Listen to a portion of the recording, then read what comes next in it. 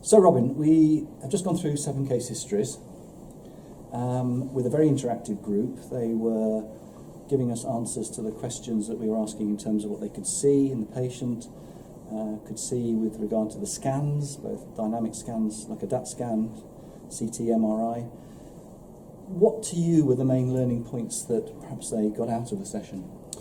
I think it's really taking it back to basics. It's really saying what you can see and challenging yourself every point along the diagnostic algorithm and not just jumping straight to a diagnosis. And then thinking about how you're going to investigate and what scans you might use and how you might go further.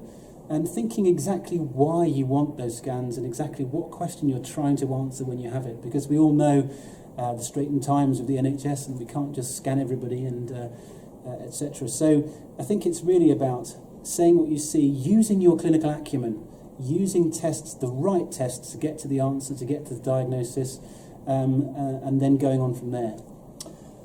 I think that worked well when we were starting from scratch with new signs, new symptoms, new diagnosis.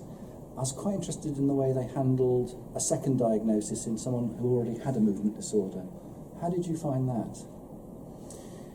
Yes, I think quite often they were not expecting that dual diagnosis or co-diagnosis to occur, and that unsettled them a little bit. And naturally it does, because you're very, very focused on single diagnoses when you're in clinic, and I think that you sometimes need to broaden horizons or sort of keep your antennae up for other things going on, because as patients get older, comorbidities do arise, particularly with the essential tremor on top of an idiopathic Parkinson's disease, etc. It can be quite confusing, and it's a question of saying what you're seeing and trusting your clinical instincts.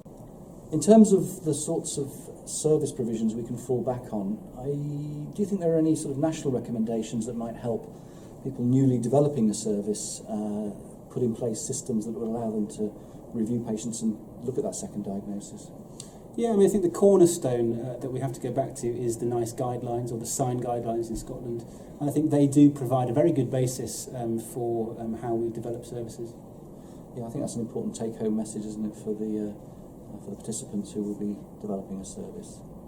Good, thanks Robin.